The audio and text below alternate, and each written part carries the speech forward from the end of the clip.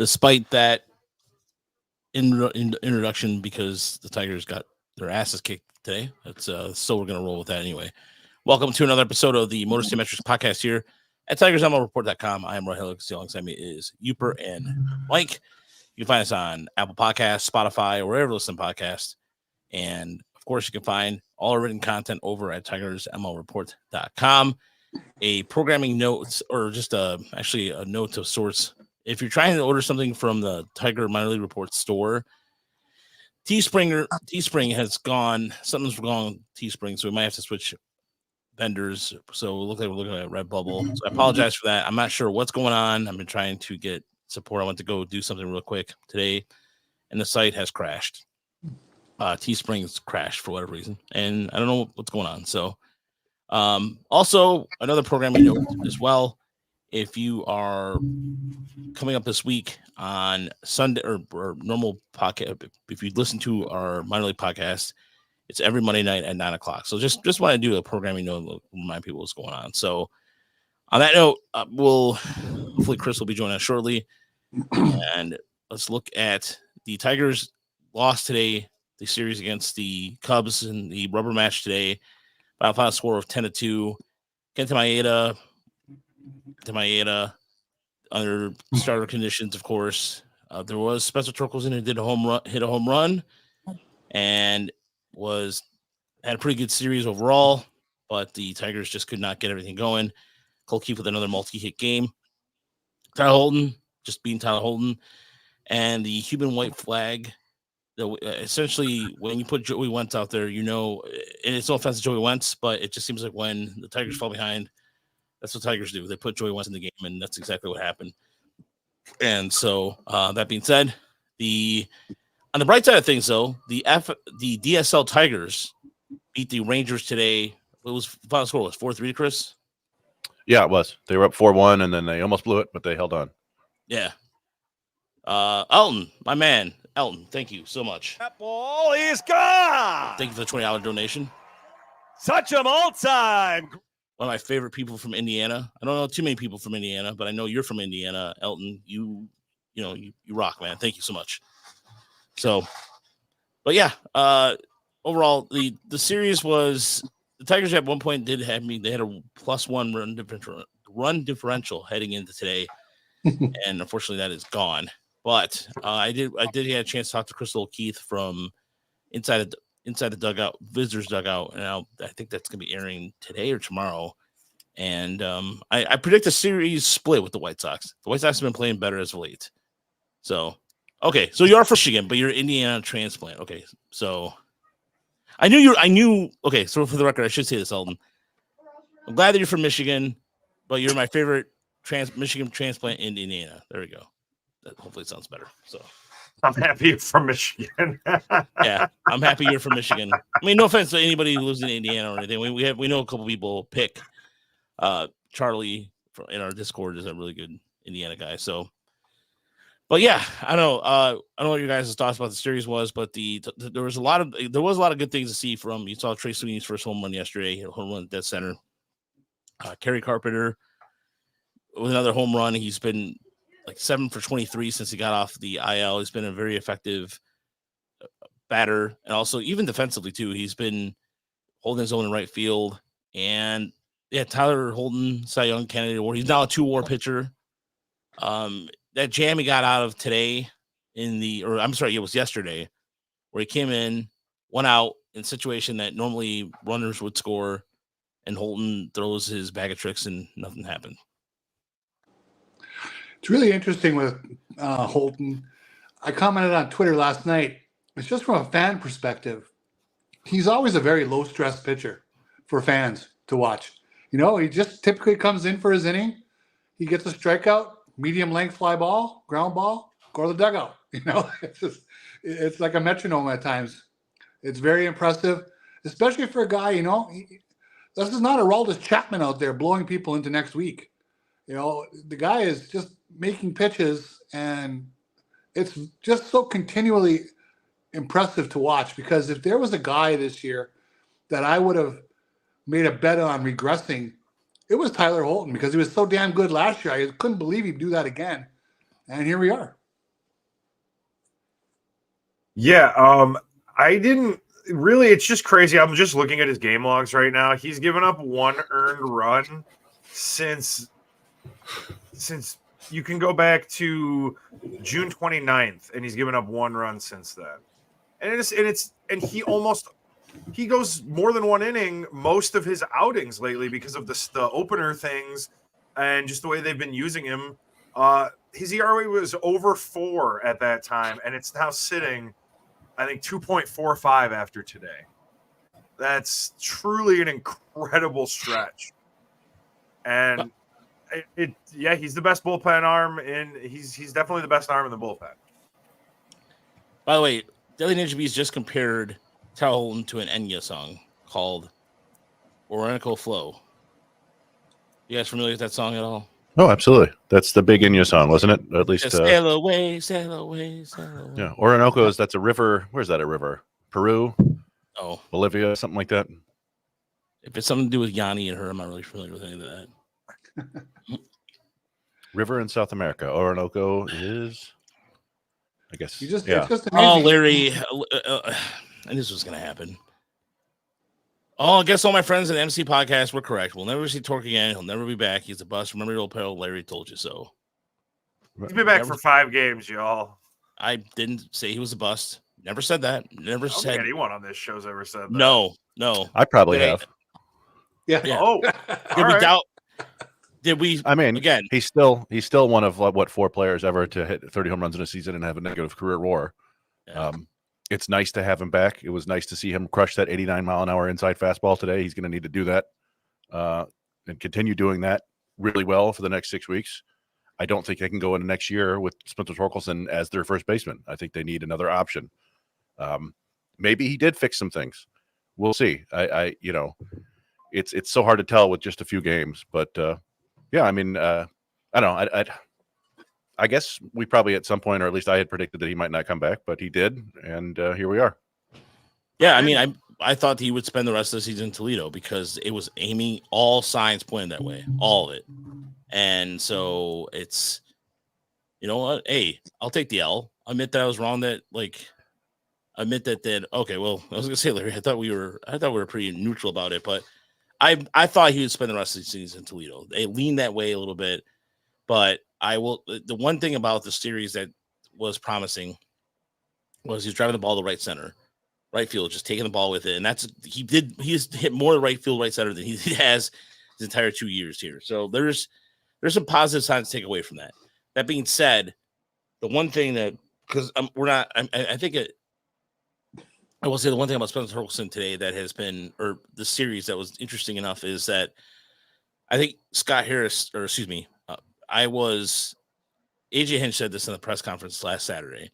All he's got to do is just play within himself and not play up to the pick, hype and everything. And I think he's doing that. I really think he said it right in front of us that he belongs here, and he's confident about it. And I think it might be between the ears thing, the mechanics a little bit. Like I said, no one really wanted to ask him about the mechanic side when it came to it, but there were some things he worked on. And so for that, I mean, right now the Tigers need all the right-handed power they can get at this point because they don't have any. There's 7 lefties today in the lineup. And I think it was yesterday or today. Yesterday. It was the first time since 1986. It was like Really? Yeah, something like that. It was Wow. Dickerson mentioned that earlier today. It was the first time since June of 86, I believe it was. That's someone yeah. that said that they had 7 or more left-handers in the lineup. Yeah. That's wild. Yeah, I mean it's a very left-handed heavy team right now, and I think to a certain extent, Torkelson, I don't know, maybe he's a little bit more relaxed now because it's just all young guys for the most part, right? It's him and like Javi are the elder statesmen on the team. I'm trying, I guess Matt Vierling is the old man in the room now. McKinstry. Yeah, McKinstry. Yeah, there are a couple of vets there, but I don't know. I think we can all hope that Torkelson had figured something out. But to me, it just always comes back to, so he figured it out this time, maybe. Why does it take him, months and a trip to AAA to figure anything out? Why?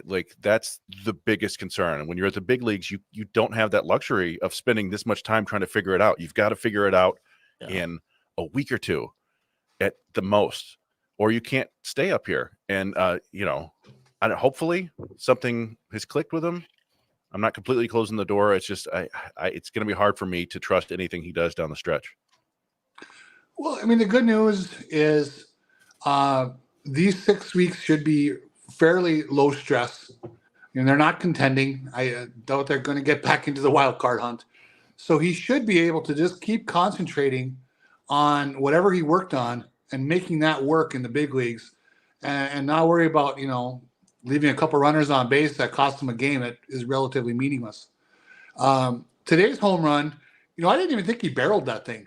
It seemed like it didn't sound great. It looked like he got that down near the handle a little bit. So I was actually pretty impressed by how far that one went. And a couple of those hits he had in that first game against the Yankees were great. I would love to see him take some more walks. I was saying that before he got sent down. He was fishing for a lot of crap because I think he was pressing.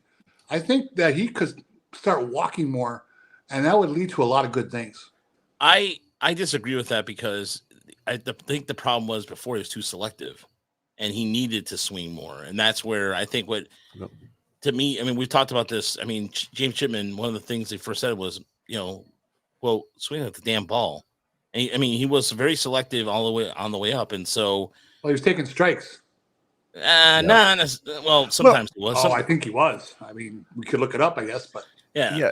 No, he would often take the strikes on the outer third of the plate, right? Like that was, you just didn't want to swing at that. There wasn't a pitch that he thought he could drive or left alone. And that, I always thought he was going to walk more than he has in the big leagues. But I think at the same time, you're right, Raj. And this is actually an odd bit of foreshadowing.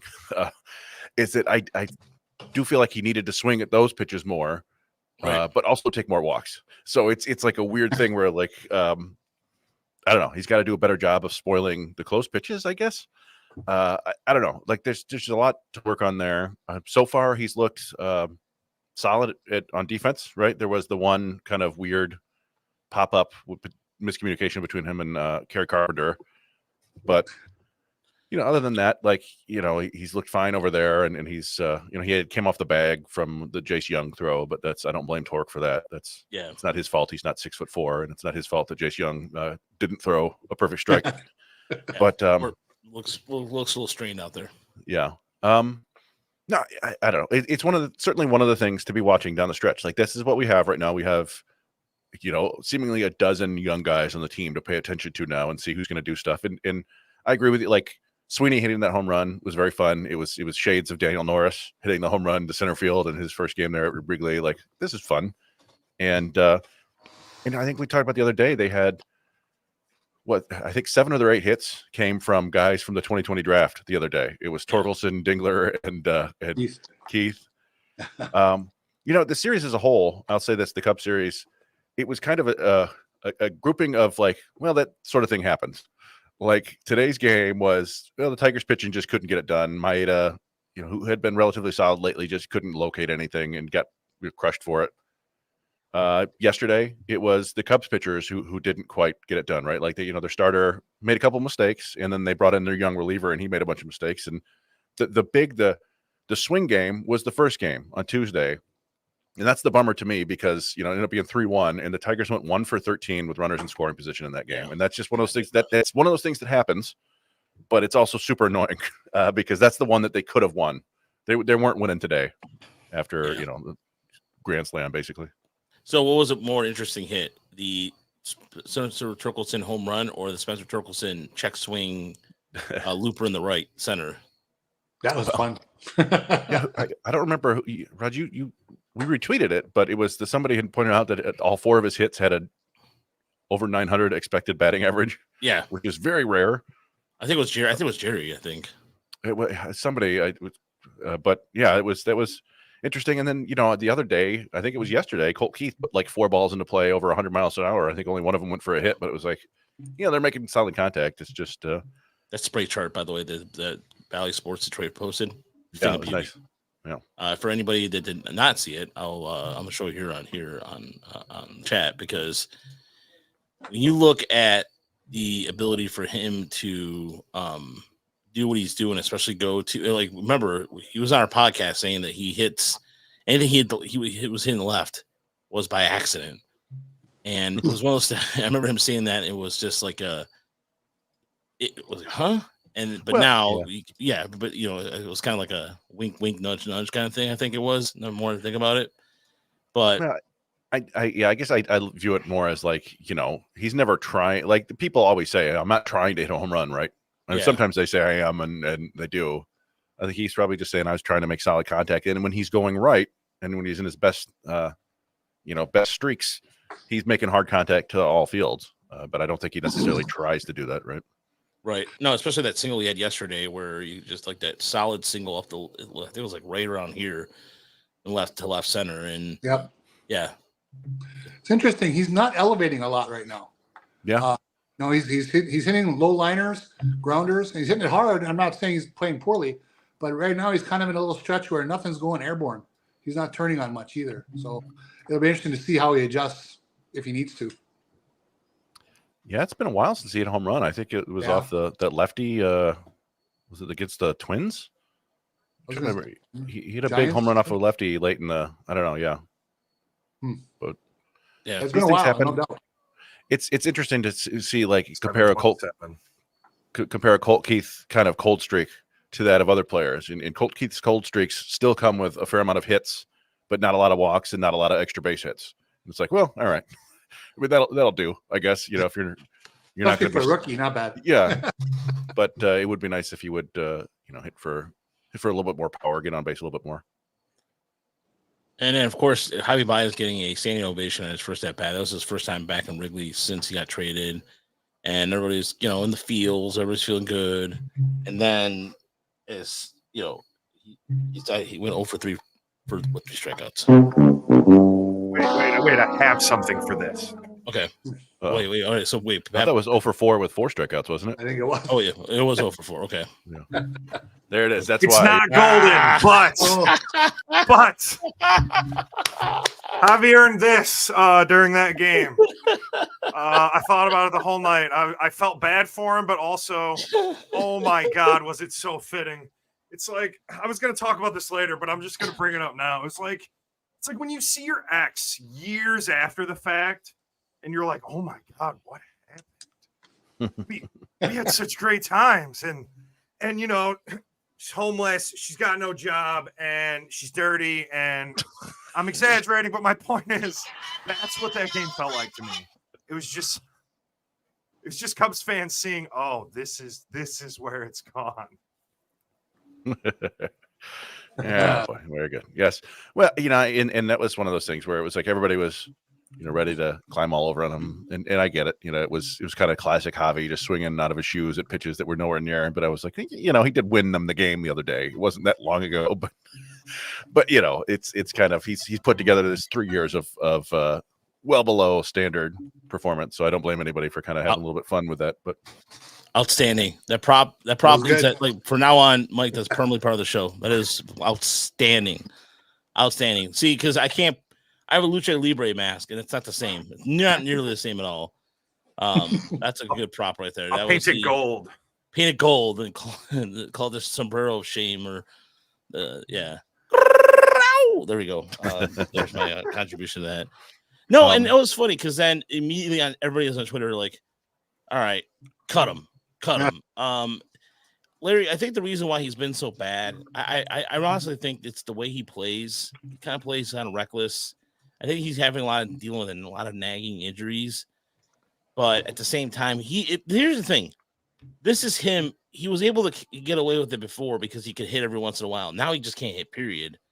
And there's nothing you can do about it. And now defensively, he's a liability. You have him out there as a -1 defender, depending on outs above average. So if you trust the ball strike software completely, right? I think the stat was for those 4 strikeouts, every single pitch he was thrown in the zone, he took it. Yeah. and then he swung at all the crap outside the zone. But every pitch that was in the zone, he watched it go past. It's mind-blowing. I'm trying to find it. I read something. It was written by, I think, a Cubs writer for The Athletic.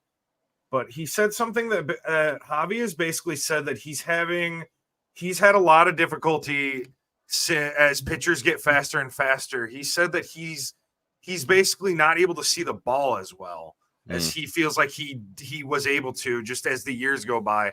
And I read that and I thought that was really alarming. And that wasn't the point of the story at all, but it was like, that's terrifying that he's like, yeah, I can't, I have trouble seeing the ball. So I don't see any way out of it. And I don't see any way out of his contract either. So, well, there's LASIK surgery. Yeah. Maybe we try that. I don't know. Well, I mean, you look at it this way. You look at the amount of the four-seam fastball. It was something that JJ Cooper posted about velocity and how much velocity now is coming up now. And the main difference is from 2009, there was 23,089 to 90 miles per hour four-seam fastballs in 2009. This year has been 4,500. Huh. In 2009, there was 7,897 to 102 miles per hour fastball. This year, 16,130. Wow. Did you guys see Ben Joyce blow away Bobby Witt with 3 pitches at 105? Yeah. That's not going to be the end of that. I mean, once one guy does that, they're going to find more guys. It won't be an avalanche, but they'll find more guys. That's kind of how the world evolves. Yeah. I mean, if a pitcher, like another thing from JJ Cooper here from Baseball America, if a pitcher throws a 89, 90 miles per hour four-seamer, hitters produce like 2024 Bryce Harper with a better batting average. 95, 96, they produce like a 2024 Jake Cronenworth. 101, 102, 2024 Brandon Drury. So there's something to that. And so it's good. There was a good article there it was good. It was a good article by JJ Cooper in Baseball America. How they work subscription, even though I guess Yeah, well, I'm looking at the at Javi Baez's numbers in his career against fastballs. And yeah, basically when he was at his best, 2016, 2017, 2018, he hit 300 against fastballs every year with slugging over 500. And in the last 2 years, he's hit a 205 and 208 with the slugging around 300. So that's it. He's always swung and missed at the sliders like he does. That's always what he did. He just used to absolutely punish the fastballs when he got them. And now apparently he's not seeing them, which is not great. Got to see to hit. Not great, Bob. For the most part.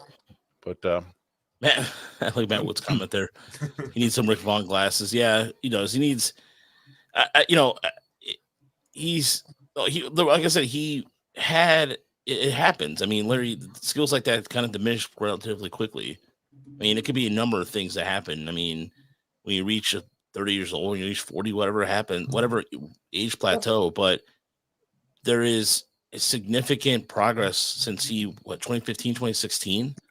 So it's just a number of how can you keep up with it or not. And so, again, the one I mentioned this on Monday's podcast too about the Tigers, the regrets about this. He is what he was. He always swung at bad pitches. There was not, again, I don't, am I crazy? I mean, Cubs fans warned us about this. When that signing happened, I remember being pissed because I was like, we just signed a guy that literally strikes out a third of his at-bats.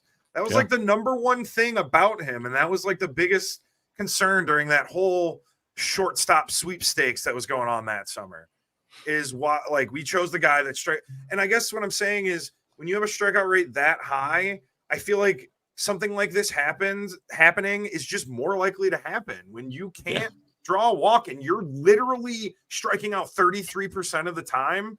Yeah. When you drop off, you can't keep playing the way you were playing. Like it's hard to adjust from that too. You can't just all of a sudden become a contact hitter from that either. Like you can't, that's not an adjustment that's easy to make. No, you're right. Go ahead, Chris. Well, we've mentioned this before for sure. He's striking out with the Tigers. He's striking out at a much lower rate than he has throughout the rest of his career. It's down to like 24% with the Tigers, where it was up to 30. He's just not punishing the pitches that he makes contact with. That's the main thing. And who knows if the Tigers had him change something in his approach, or if that's something that he's been doing himself. But it's at this point it definitely is a lost cause, right? Like he went from 238 2 years ago to 222 last year to 182 this year. The WRC plus was 89 to 62 to 41. I mean, he's putting together one of the worst offensive seasons in baseball history. Something's got to give at some point, and it was nice for him to get the applause there in Chicago. But I don't know. I again, we've discussed this for forever and ever and ever. I just don't think they can go into next year with him as their shortstop and pretend even pretend to be competing. Maybe they can have him as a bench bat, and have Sweeney as a regular shortstop or someone else. But it's just it's one of those really unfortunate situations that the Tigers have this contract on the books and they don't want to just pay him for whatever reason, because teams don't ever do that. And so here we are. But I would like to just give Tyler Holton some more praise. Yeah. If we want to talk about good. And we tweeted this out from the Motor City Metrics thing. But yeah, I mean, depending on how much you care about Baseball Reference WAR as opposed to, Fangraphs WAR, but he is tied for 29th over the last 2 seasons. It's now a 5.2 WAR over the last 2 seasons. Holy of all crap. pitchers. He's tied with Aaron Nola and Zach Eflin. And it's the second most by any reliever behind Tanner Scott. Everybody else is a starting pitcher. So just a really, really kind of spectacular couple of years of relief from him. And it's good. Exactly. Mm-hmm. To give him his flowers there. That's and that was a guy they got for nothing. So not bad. Yeah, there's. Give him his due. That's right. We haven't played that in a long time. Mm-hmm. Yeah. So Siler Holden, I like that. That's actually pretty good. If it wasn't for Tarek Subel being part of the Cy Young conversation. All right, let's go inside the numbers.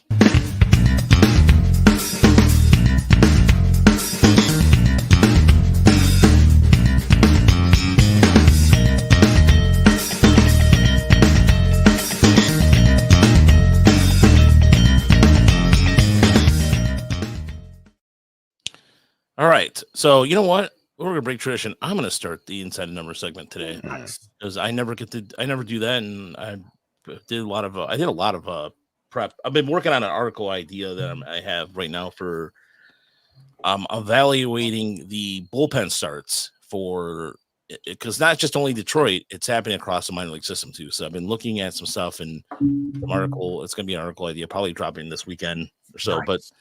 So my number is 314, 399, 519, and 157. And that is the numbers of Gage Workman since July 1st in Erie. So Gage Workman has done this throughout time.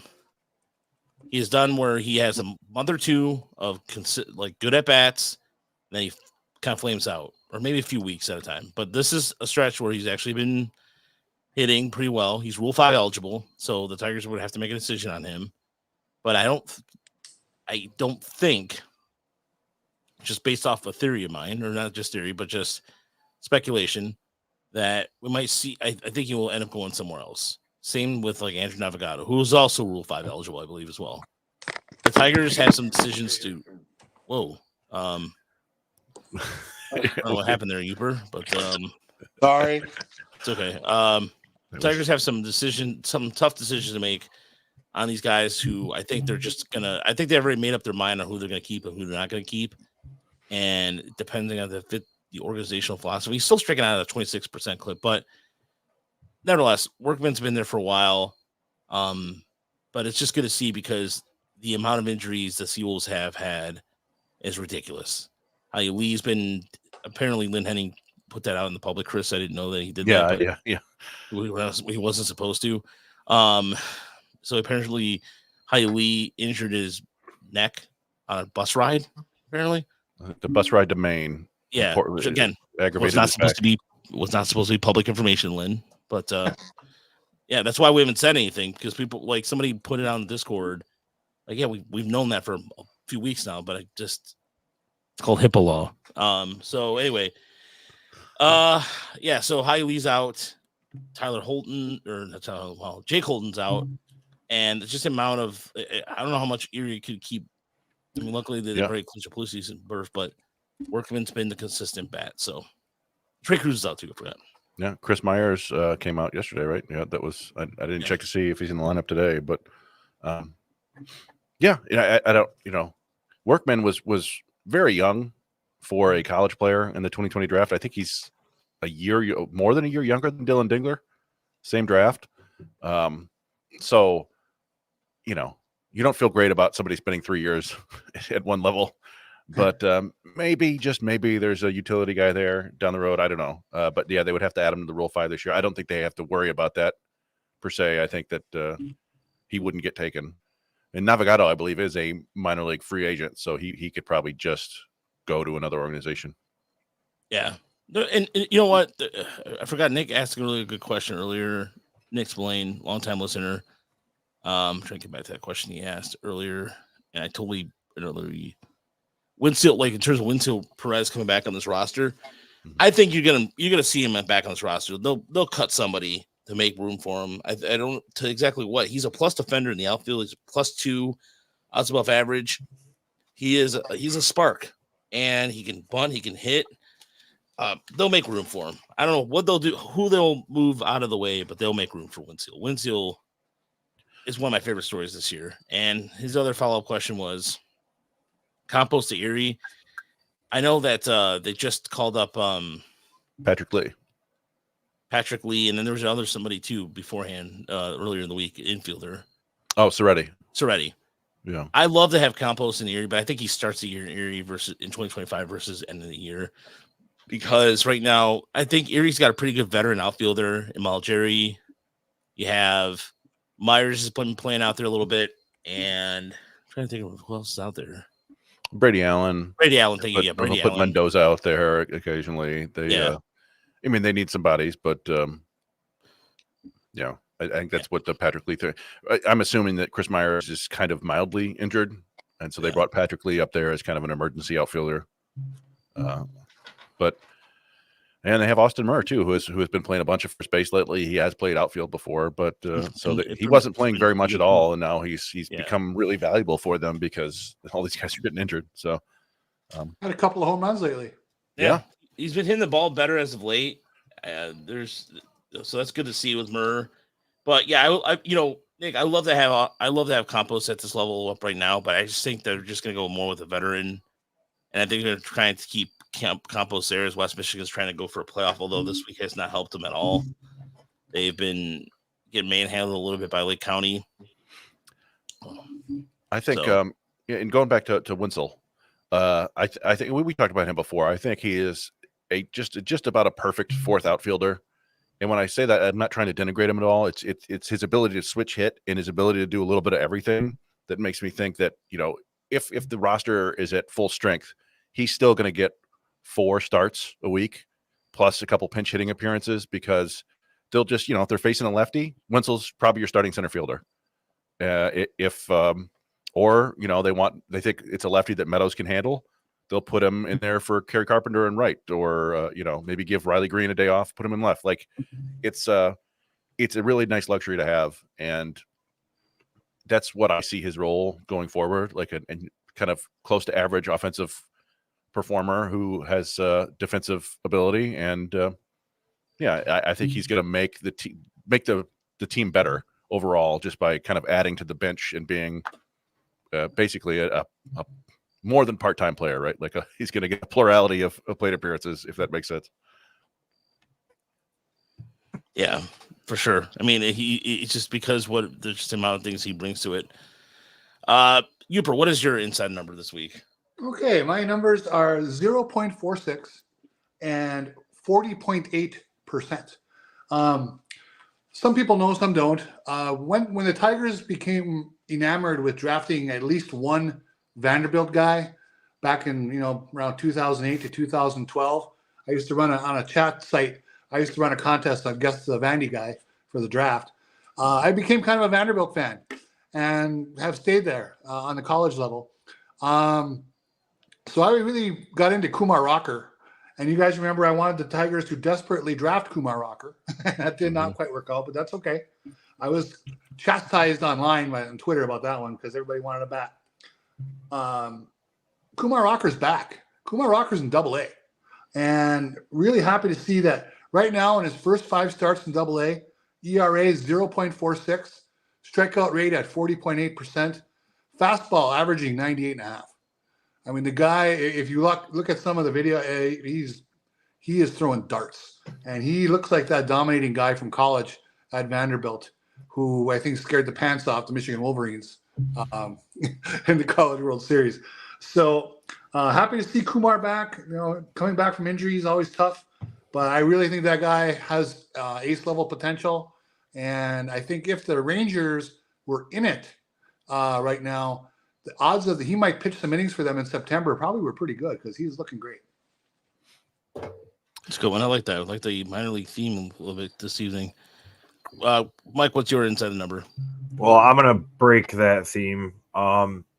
We haven't really talked about somebody that is actually, after doing some research, I found out has been the Tigers' best offensive player over the last month. And that's Parker Meadows. My numbers are 13-4, 9.982, and 174. 13-4 is the Tigers' record since the first time Parker Meadows came back up and then immediately went on the injured list. And then to now, that is the record. His OPS is 982 and his WRC plus is 174. It's the highest on the Tigers in that span. It's the 17th in all of baseball, but this is only, I have to put the qualifying metric at 60 at-bats in order for him to show up. But when you do that, he's the 17th in all of baseball. I didn't realize he was doing that well offensively at the plate. And defensively, I think Fangraphs had him rated as just under 1 WAR in 14 starts, which is still pretty good defensively. But and it's funny, Chris brought this up earlier that kind of I felt like similarly goes with Parker Meadows when you talked about how Spencer Torkelson, how you can't have a guy who's going to take months to like get in the swing of things. You got to figure it out right away. And I was thinking, man, I hope Parker Meadows has a little bit longer of a leash just because of his defensive prowess, because what he's showing us right now is awesome. Now he has a 4.4% walk rate right now in that whole span. That's alarming. But when you're hitting with power, with this much power, he's kind of hiding it well enough that it doesn't matter too much. And I just think it's crazy that he is right now the Tigers' best offensive player. This is not what I was expecting when I was doing research for today at all. Let me tell you. What's interesting with Parker Meadows, much like I said about Holton earlier, that you don't white knuckle it too often with Holton. You feel pretty confident. I love watching when the camera switches to Meadows in center field. He's already closed down. He's already gotten to the spot and started to slow down, getting ready to catch the ball by the time the camera gets on him. And I'm like, oh, that's an out. I just never think that ball's getting over his head because he has chewed up so much space with those long loping legs, and he's in position by the time the camera's there. It's unbelievable how often that happens. Yeah, it's funny. I had the exact same feeling earlier today. Sometimes when a batter, puts the ball in play and you can't tell immediately, did he crush that out of the park? Is, the crowd reacts, and then you see Parker Meadows just kind of settling under. You're like, okay, it's fine. Yeah, they'll be good. And it's also very. He just seems really comfortable at the plate right now. He's not taking walks, like Mike said. But I'm not too worried about that because he's always taking walks. It feels like right now he's just seeing the ball so well, and when he gets something to hit, he's really hitting hard. And he's going to have to down the road. He'll probably have to take some more walks. But yeah, it's been night and day. And it really was, to me, that first month in the big leagues was kind of the outlier. I'd never seen him look, even, I guess that's what he looked like when he was like 19 and 20, right? But whenever we saw him in the minors, he was not having any trouble with fastballs, and he just couldn't hit anything with velocity at the beginning of this year. And it was strange because he had such a good spring training. So who knows what happened there? But cross your fingers that he's closer to this level of player. I don't think he's a 160 WRC plus or whatever it was. But if he can be 100, he would be a very valuable player. So you just hope that he's like that. And I was just said the reason why I mentioned you guys. I'm glad you mentioned Parker Meadows too, because his hard hit contact has been higher since he came. I wrote an article about this. His ex Woba has been really good. There's a lot of good things that you can consider that. And again, it's a small sample size, but still, nevertheless, you should be stoked for Meadows, and I'm glad that Hinch has shown him put him on some respect at the top of the order. As you were, Chris, go ahead. Yeah, well, so this is a little bit like we were talking earlier with Torkelson, and interesting that we're talking about walk rate. So my numbers are 12 and 4, and you're gonna have to bear with me here because there's a bunch more numbers after this, and I'm gonna try to not make it number soup, but basically the 12 is the number of players in the majors this year out of 566 who rank in both the 80th percentile in chase rate and whiff rate. So they're not chasing the ball and they're not swinging and missing. When it's in the zone. And those are pretty good skills to have, right? That's kind of what you want. And 8 of those 12 players also have a walk rate in the 80th percentile or better, which makes sense, right? You've got the eye to not chase and you're making contact with the ball in the zone. And that equates to about like a 10.5% walk rate, which is outstanding. The 4 who don't are Stephen Kwan, who's in the 55th percentile in walk rate, Yandy Diaz, who's in the 44th percentile, Alex Bregman in the 36th percentile, and Matt Vierling, who is in the 13th percentile. Nobody with a walk rate like Vierling, 5% walk rate this year, is anywhere close to as good as him at staying in the zone and making contact. Everybody else has huge issues with chase or swing and miss in the zone. I don't have an answer for you. Like, this is a bad inside the number because I can't give you anything, but it's absolutely baffling to me that he doesn't walk more given his pure kind of contact and plate discipline skills. Now he does see the 8th most pitches in the zone, so maybe pitchers just aren't scared of him at all. But then Stephen Kwan, who was again in the 55th percentile, and Ha-Sung Kim, who's in the 93rd percentile in walk rate, see the most pitches in the zone. So I just am baffled. I'm baffled why Matt Vierling doesn't walk more, because he's got a really good eye and he makes good contact, and you'd think he would walk a lot more, and yet he doesn't. So there you go. Sorry. It's really funny. A couple weeks ago, I was asking you guys about Matt Vierling. I'm like, why is it that I just feel like he's just the most consistently. We were talking about consistently average a couple weeks ago. He's just so average. He'll go on a tear and then he'll go on a little bit of a lull, but he's always major league average. I mean, at least in the overall season numbers, it's crazy. He's an interesting player. Yeah, there's that. He's so interesting. Yeah. Even at center field, like he wants to play center field more, and then you see kind of like what happened today with that play. He kind of just got underneath it a little bit. So, but anywho, yeah, it would be. Yeah, he literally described it best. He would be a decent fourth outfielder for a good team. He's a good utility player. He's actually not too bad at third base either. So. Yeah, but, he would. He's starting to feel a little bit like, and he is like an average, like 101 WRC plus. He's deadly average, and maybe a few more walks would make him above average, but maybe that would take away from some of his average power. I don't know. I don't know what to do with him, man. Like he just. Do you think he should buy a first baseman's glove? I know they were trying him earlier. They were saying they were trying him earlier. It's the weirdest thing. I was listening to the Erie broadcast the other day, and they were talking about how everybody they've tried at first base in Erie has been an outstanding defender. Chris Myers, Jake Holton, Austin Murr, they're all terrific defenders. And they're like, Sam was like, yeah, they do a great job of teaching guys first base in this organization. And it's like, well, okay. Why haven't they done it with Malloy or Young or Keith or Carpenter? Like, I don't know. That remains one of the biggest mysteries right now, right? Is why they aren't giving other people first baseman reps. But maybe it's so much harder than we realize. I don't know. Yeah, it's no one can put on. It's. I think if they would have wanted to already, I think they would have probably put him at first base already. If that was an opportunity to present itself, I think they would have. All right, let's go into the good, the bad, the ugly this week.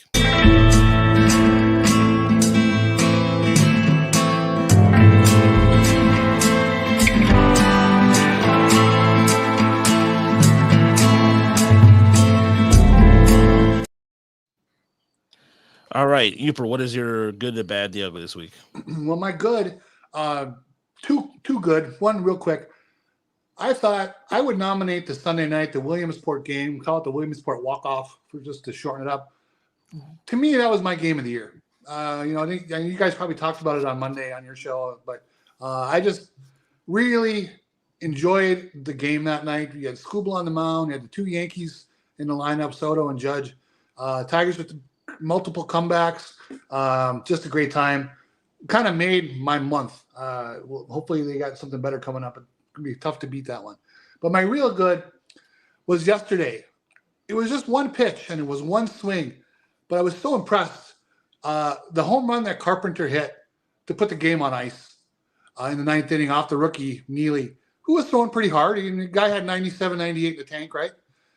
That home run, if you look at that, for a left-handed batter, that pitch, again, if you trust the software, the strike zone, that was right on the corner, the inside corner. And he was able to open up and kind of he whipped his hands through there and kept the bat back, and it came through and got that pitch and drove it to the opposite field for a home run. That was just one of those moments to me, like, wow, these guys are good. Because that pitch is a pitch that most guys try to turn and drive to the pull field.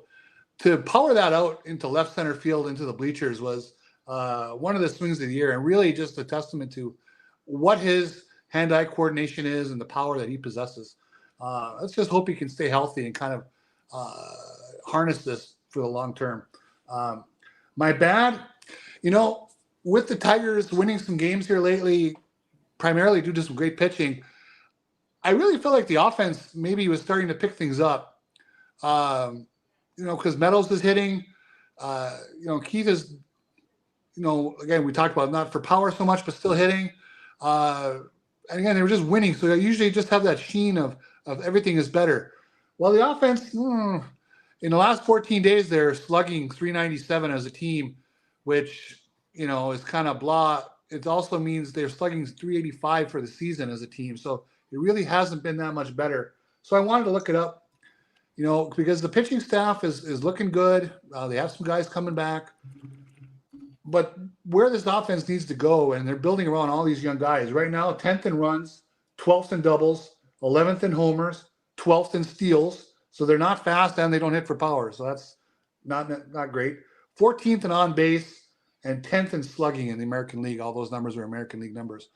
So that's a lot of double digits out of 15 teams. Usually I don't care about September stats. And I'm not going to be watching stats as much as just how these guys look. How many of these guys are going to be contributors going forward? But most importantly, is the power potential there with Jace Young, with Colt Keith? Because right now the team is so lacking in power and has been for so long. They need these guys to develop into power bats, or they're going to have to go and buy a couple, whether via trade or free agency. So that's kind of where I was on the bad. And really my last one, I did the good, the bad, and the funny tonight. I do Immaculate Grid. You guys do that ever? Yeah. Yeah, I think it's fun. And for the listeners, go to immaculategrid.com and test your memories on ball players and throughout time. I always try to do it inside of a minute just to put a challenge on it. I rarely make it, but once in a while I do. I really was really happy today because I was able to use a guy named Gene Bearden, who probably lots of people haven't heard of, and that's fine. He was a character in one of the best books I've ever read about baseball, Summer of '49 by David Halberstam. I would recommend anybody to read. You won't put it down. It's just a tale of the 1949 season, Yankees, Red Sox, and the whole American League. Anyway, Gene Bearden won 20 games as a rookie. He was a knuckleballer, and he baffled everybody until the next season. He came back, and someone figured out if you step up in the batter's box, his pitch doesn't move in time. And all of a sudden, he went from a 20-game ace to a nobody. And so I had to look it up after I used him. He ended up winning 20 games as a rookie. He walked away with 45 career wins. And I was just wondering if that's the lowest amount of wins for someone with a 20-win season.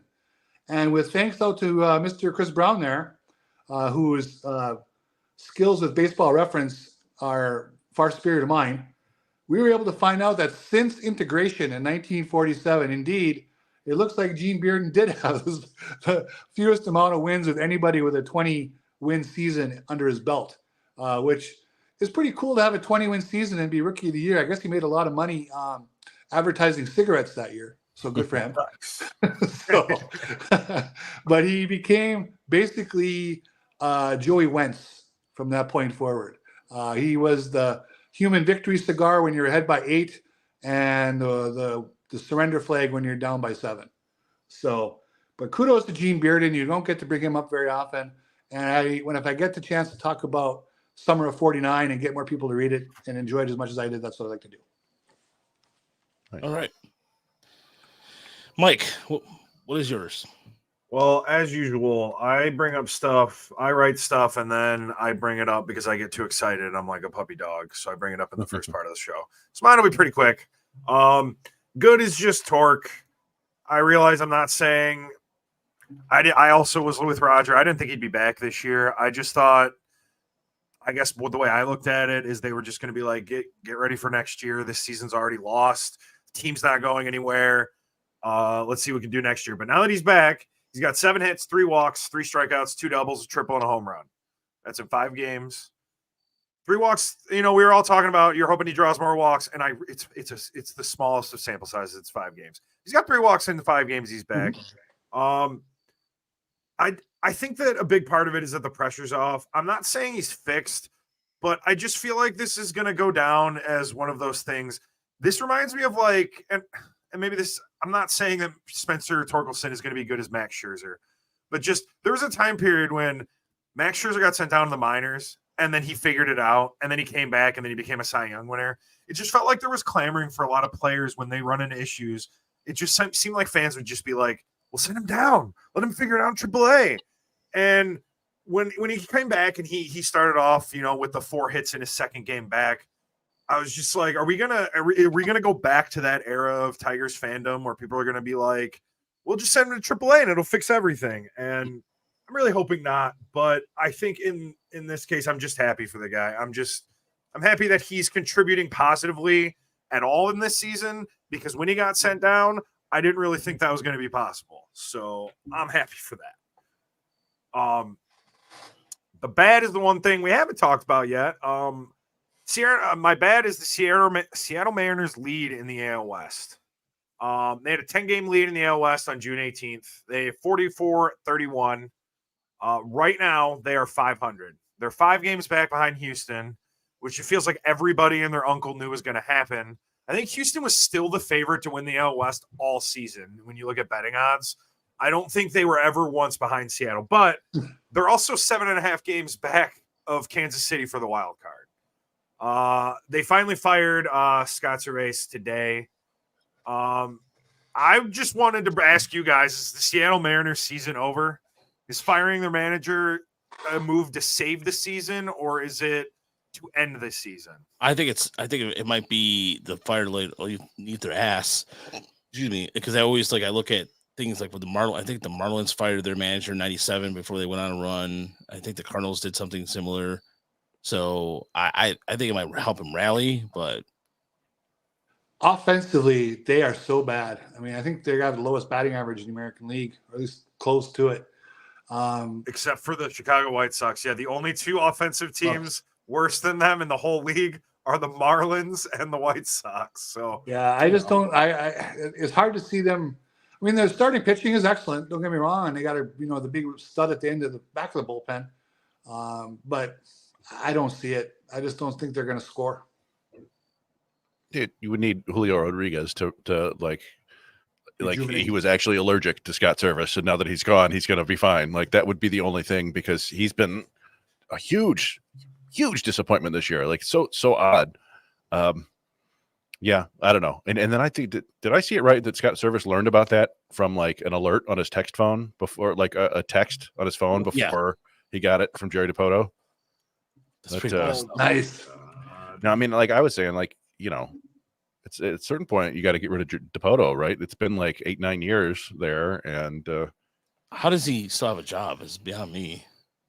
Yeah, because they're over 500 in the last 12 years. It's one of those things where if you don't demand like excellence, if you look at them, if you squint at, or if you look at them from afar, it looks like they're okay. They have, I mean, he got fired with an over 500 record in the last 10 years, but they made the postseason one time. You know, like you got to squint and realize that's why he has a job. I'm not saying it's right, but I think that's why. That's amazing, though, that he heard it on his phone. That's sad. I saw a tweet about that. I didn't actually look into it, but remember Freddie Gonzalez with the Braves. He was in Pittsburgh, right? And all of a sudden, he looked at his desk, and there was a one-way plane ticket back to Atlanta, and he hadn't been told he was fired yet. So this is kind of similar. The old Lane Kiffin getting fired on the tarmac. Yeah. And then I'll just bring it up again, and they're making money. No, it's the Deadly Ninja B said it right. I'll bring it back over my headphones for one more time. The golden sombrero hobby hit in his return. It was bad, and I put this anecdote in here. It just reminded me of this time I saw an ex-girlfriend from high school at Electricity, like 5 years after the fact, and she was wearing an oversized hoodie, baggy sweatpants, and flip-flops. And I just sat and stared and was like, "Oh my God, what happened? Is that really who I think it is?" And that again is how I equate Javi Baez's performance in that Chicago Cubs series. But that is my ugly. That's what I got. All right, Chris, what about you? All right, so my good, and this has been one of my uglies earlier in the year, my bads at least, is the Arizona Diamondbacks. They nobody's been hotter since the trade deadline. They're 15-5 since July 31st or whatever. They're 72-56 overall. They're still 4 back in the NL West, but they're tied with the Padres for the first wild card, and they're not really doing it with the pitching. They got a 4.38 ERA over that time, and it's almost 5 from the starters, but the hitting has just gone bonkers. 134 WRC plus as a team in those last 20 games. Best in baseball, 36 home runs, best in baseball. Jake McCarthy is hitting 361 with 5 homers. Jock Peterson, 356 with 5 homers. Corbin Carroll, 6 homers. Ketel Marte, 6 homers. Adrian Del Castillo, who's a really fun story, came up. He's hitting 356 with 3 homers and 14 RBIs in his first 10 games. They just they woke up. Last year's one of the 2 World Series teams from last year woke up. The other one just stayed asleep, unfortunately. The Texas Rangers. My bad is our old friend Jeimer Candelario, who's gone full Ryan Rayburn now. He, remember 2 years or 4 years ago, he was a 4-win player for the Tigers, 119 WRC plus, and then the next year, 79 WRC plus, basically 0 WAR for the Tigers, and got DFA'd. And then last year, what did the giant mistake? Had a 118 WRC plus and 3.2 WAR. This year, negative 0.2 WAR and 89 WRC plus in the first of a 3-year, $45 million deal. I thought he might be a better value for Cincinnati than Matt Chapman was, and that hasn't come to pass. Matt Chapman, who's got 4 WAR and on an $18 million deal. But yeah, just a weird yo-yo career for Jeimer Candelario at this point. And I have 2 uglies. I didn't know. One of them involves Trevor Rogers, and the other one is the White Sox. So I don't know which one. I don't know if you had one of those too, Raj. I was going with the Trevor Rogers one. You were going to do Trevor Rogers? Yeah, I was. Because outstanding. So I can do the White Sox, who suck, and that's who the Tigers are going to play. And we've talked about it a ton, but we, really maybe not enough for a team that's among the worst in baseball history. The White Sox currently have a run differential of a negative 259. If the season ended today, that would be the 52nd worst ever. But of course, they've only played 128 games. So if they continue on their current pace, they'll finish with a run differential of negative 327, which would be the 10th worst of all time. But it gets pretty close. That's honestly better than I expected. But it's only 10 runs better than the 2003 Tigers, which was the 4th worst of all time at negative 337. And honestly, I'd already forgotten about this. The last year's Oakland A's are the 3rd worst ever at negative 339. Wow, I didn't realize it was that bad. Yeah, and the worst team of all time was the 1932 Boston Red Sox at negative 349. So, maybe the Tigers spank the White Sox a couple times this week, and they might send them further on their death spiral. But still looking at arguably one of the 10 worst teams of all time. So hopefully the Tigers can do something with that. Their power will wake up a little bit. Yeah. Maybe they send them to 100. I mean, they have been playing slightly better under Grady Sizemore, depending on your point of how you define that. The rah-rah stuff, Mm-hmm. So the good for me is RJ Pettit down in Erie, and I was focusing, like I said, just been focusing on the minors all day today. So, 10.57, 10.5 K per nine, holding batting hitters to a 132 batting average with a 1.99 FIP since the beginning of July, or towards really the end of June. And there's been some good swing and miss stuff too. Like there's a difference between putting, well, I don't know, Ricky Velasco out there that he's doing good, but is there swings and misses involved in it? What's the behind the metrics? And the swings, the swing and miss stuff has been getting better for him. So that's good to see. As the reason why I'm looking at some of the bullpen arms is because what the organization's doing as a whole. My bad this week is involving actually I put Trevor Rogers as my bad because he was sent back down to Norfolk today, and he's been losing velocity since 2021. He was throwing about 94 miles an hour in his all-star season. He's throwing 91. Last year, he only made 4 starts because of torn lat, and then there's something else he had surgery for. But since he's been to Baltimore, he's posted an ERA over 7 with 19 innings, allowed, I believe, 15 earned runs, and some of them were 10 walks. He's been terrible. And Baltimore just put Zach Efron on the IL. They have Grayson Rodriguez on the IL, and they're just basically running pitchers right now. So you can put that as your ugly too, if you think about it. But Baltimore is still in the driver's seat in the wild card grand scheme of things. So, which is to me pretty impressive. But you also have to hold back and somebody mentioned here the Royals 110. You have the Royals in there who don't continually win. They're just buzzing along. And my ugly is this week is the Dodgers. And when I say that is the Dodgers keep having these problems, roster crunch problems. They just DFA'd Jason Hayward, which I mean, it's a one of those problems that's like an asshole. Like just like it seems like an asshole. It's that fantasy baseball guy who keeps bothering you about trades or fantasy football, bombarding you and give you stupid offers, whatever. And not you, Youper. You're fine. You know who I'm talking about. There's one guy in our league, you know who I'm talking about. Yes, I do. Yeah. Stop.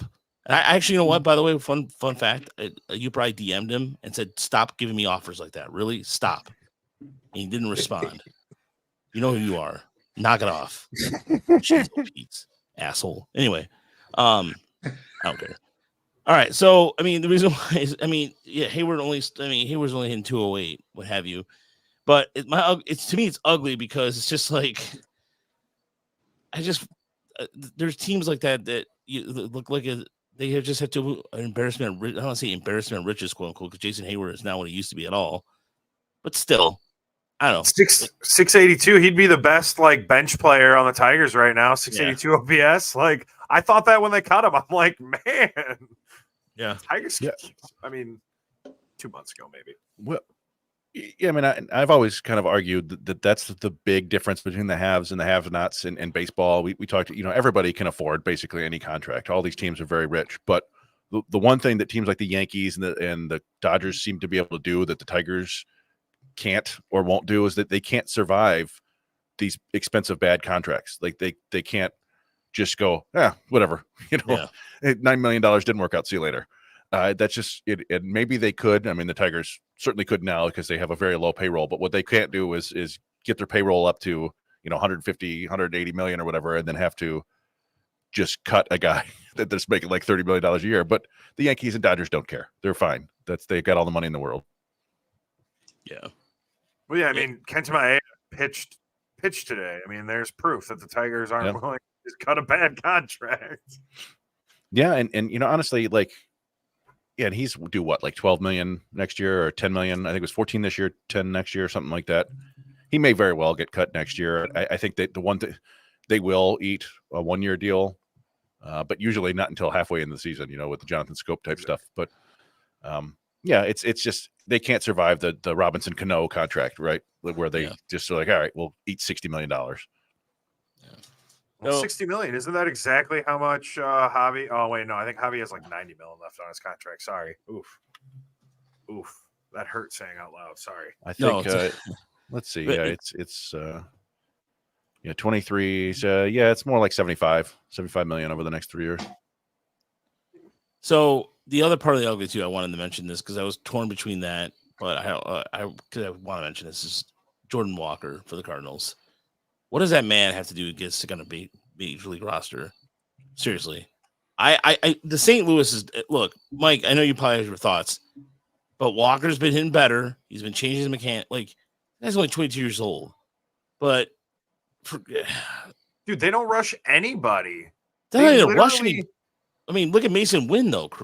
I mean, he's flashier. I don't know. I get what you're saying, but it's not like he's been lighting the world on fire, I guess. Mason Wynn has the defensive prowess to back up anything. He's kind of like Parker Meadows in that. They love what he does defensively, so he has a little bit longer of a leash. But also St. Louis just looks at like they the way that they look at their major league roster, they want every person to earn it. So they're like the dude, the State Farm commercial. They got the dollar on the fishing line, and Jordan Walker's reaching for the dollar, but he can't get it. That's what they do with all their prospects. I feel like, especially their offensive ones, they baby them until all of a sudden they have their first full season and they're crazy good. although some of the comment sections in MLB trade rumors are funny from the Birds. Yeah, thanks for straightening my point. He has things to work on in the minors. He is young. He will be fine. The Cardinals are going anywhere this year, so they want to bring him up and give him some at bat, big league looks. Who cares? It's good for him. AAA these days are viewed as one of the worst minor league levels. The system needs to work and change. You need to figure out how to stop crying over ridiculous things. LOL. Cardinals fan section. Yeah, I mean, he just hasn't done anything at the big league level this year and hasn't been great in the minors. And then they sent Gorman down too, because he's got like a 38% strikeout rate. It's like, not everybody, has young players who come up and figure it out. Like sometimes it's a struggle for everyone, but I don't know. Yeah, it would be nice to get Jordan Walker here, but yeah, who knows? I mean, he may be just as frustrating to the Cardinals as Torkelson is for the Tigers, and I don't know. It would be a fun trade. I don't see it happening, but who knows? All right. Yeah, that's my good, the bad, the ugly this week. I had to mention, I had to get a shot in with the Cardinals. I had to. It's just And the one other thing I was going to mention about the Orioles and that Trevor Rogers thing, and we talked about it before, is they went out and they didn't want to part with any of their top prospects, right? So they traded their B level prospects and got a D level pitcher. I mean, Rogers was good like 3 years ago, and they have him for a couple more years, so maybe they can figure something out. But this is 2 years in a row where they've gone after a starting pitcher and basically they tried to fix him and they made him worse, or he didn't perform better. Jack Flaherty did the same thing with the Orioles last year. So as much as people are excited and jealous of their hitting prospects and their ability to develop hitters, I don't see a whole lot of success there on the pitching front from them.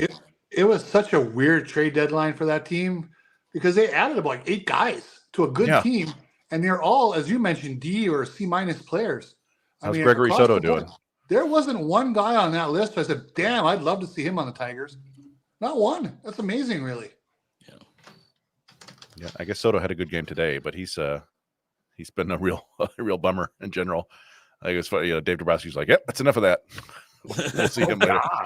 4 2/3 innings. Soto's given up 10 hits, 8 runs, 15.43 ERA for Baltimore. And there's somebody out there. It's like, see, Roger, Chris, Uper, I told you so.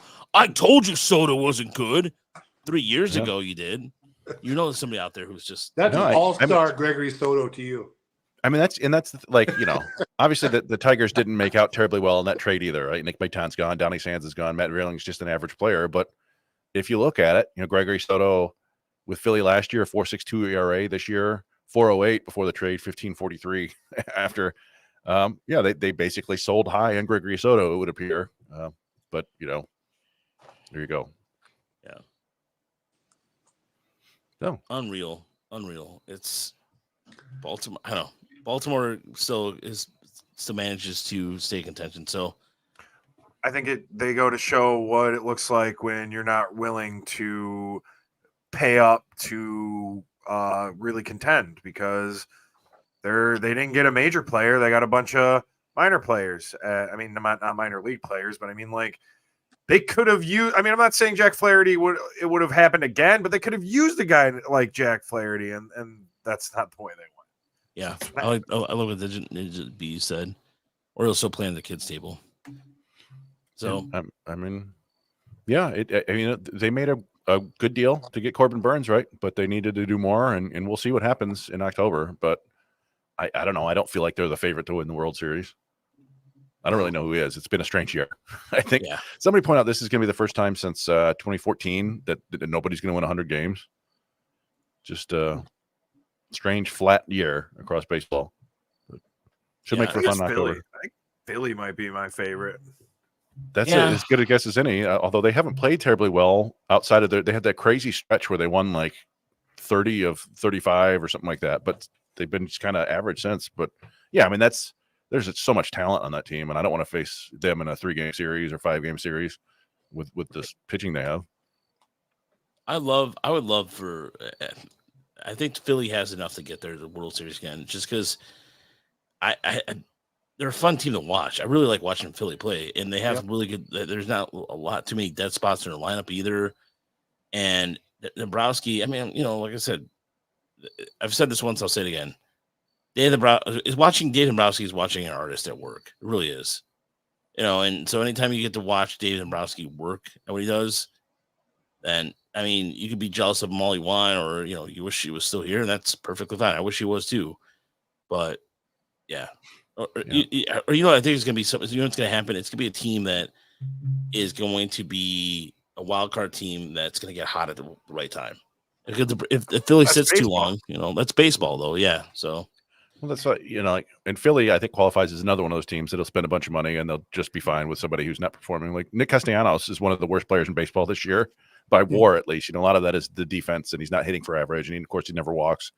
But at some point in the next 2 months, and it may be the regular season, it may be in the postseason, he'll just go bonkers for like 2 weeks and hit 5 or 6 home runs and hit 500 because that's what he does occasionally. And if you have enough players like that, then if they get hot at the right time, you're going to be fine. Seems like San Diego's on a roll. Yeah. That whole, like San Diego, Arizona, the Dodgers, they were all winning. I checked at one point, they were all like 8-2 in their last 10 games. I was like, well, that's a bummer. You go 8-2 and don't gain any ground. But that's and some of it is just who you're playing and when, right? Like we talked about, the Tigers have 4 with the White Sox, and then 3 with the Angels. Like, is that right? I think like theoretically they should win a bunch of those games, but you never really know. Yeah. So. Yeah, the Angels just put their best starter on the IL, Soriano, so they should be beatable. Well, that's okay, but they also have Christian. I wouldn't be surprised if Christian Moore just suddenly came up out of nowhere. We could see the debut of Christian Moore. I'm dead serious. Like, I feel like there's some sort of mystical thing with the Angels that are just gonna figure out a way to bring him up and bring an excuse to bring him up. So it's possible that I saw the A's, poor Lansing. The A's drafted Nick Kurtz and then jumped him right over Lansing. He was in low A and now he's in double A. I was like, oh, poor Lansing. But I don't know. I mean, it would be kind of fun to see Christian Moore, that's for sure. Yeah, absolutely. All right, folks. Thank you so much for watching. Thank you so much for listening. If you're listening at home on the pod, please give us a review, a 5-star review. That'd be great. My day job, by the way, I managed some of the reviews, and there was one that came up during our show, and I addressed it really quick, and the person I sent the email to wasn't appreciative of it, and I could tell based off the politeness of the email kind of thing. But I was just also like, people, reviews are cool. No, I'm sorry, reviews are cool to a certain extent. So if you're leaving a review and then you quote, like you use a source like Better Business Bureau or something like that, cut it out.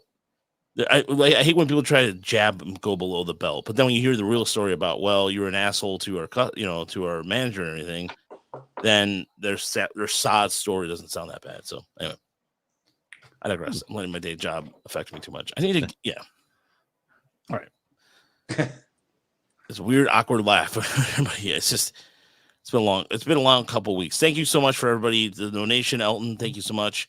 And again, go to TigersDemoReport.com. There's going to be a couple articles. Our top 31 just dropped And for people with bonus content privileges, there'll be some stuff dropping this weekend on how we put together the list and everything.